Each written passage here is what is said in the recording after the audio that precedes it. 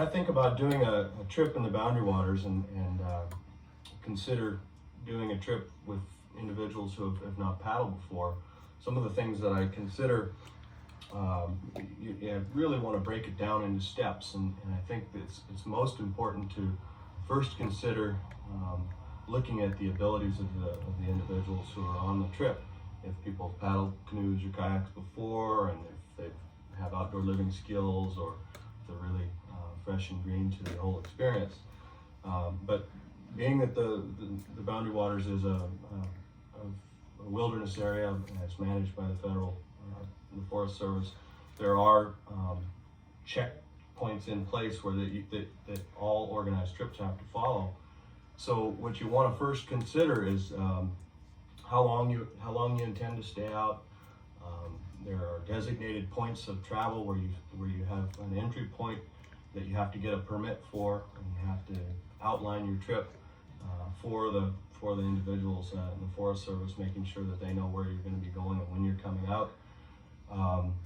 And one of the things that I've found that's real helpful for that is to look at a guidebook. There's many guidebooks to traveling in the Boundary Waters, and they actually have trips broken down into difficulties, from rugged to intermediate to just pleasure trips.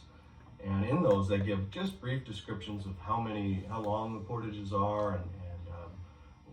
the numbers of campsites on various lakes, the type of fish you might find, the wildlife you might find in the different areas. So I am a firm believer in sitting down and doing a little pre-trip planning, making sure that everybody's expectations of what we're going to be doing and where we're going to be traveling are meshing, and everybody's comfortable with the extent of what our trip is going to entail. And looking at that, some of the things you have to do are there's certain entry points in the Boundary Waters that are a lot more popular, and it's all kind of guided by a quota system where any given day X number of entries are allowed at certain points. So if you're planning to go into one of the more, say, an easier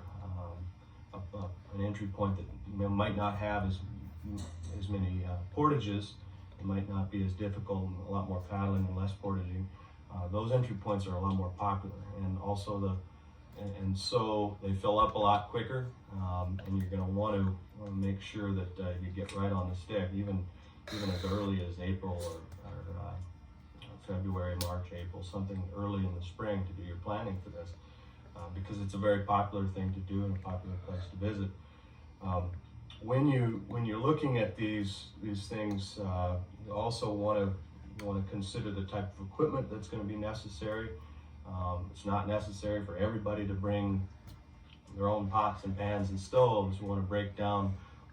who's got an operable stove, who's got the right kind of cookware, who's going to be doing the food, the menu preparation, and just really dial it in so that everybody's feeling like they have things that they can contribute to the trip planning. So once you've got your entry point picked out, you're comfortable with the amount of time you're going to be spending, you start to work on your menu, you get if people have not paddled before, you might want to do a little pre-trip paddling together, maybe even go over some procedural things like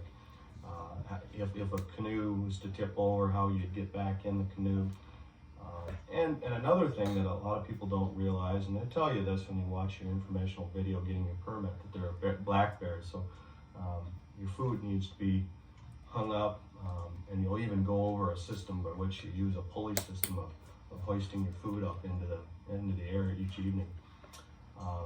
So those are some things to consider when doing a trip. But the biggest thing about it is that you want to keep safety in mind, and it needs to be fun for everybody.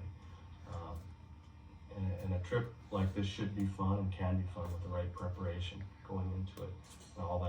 that takes a little bit of time and forethought.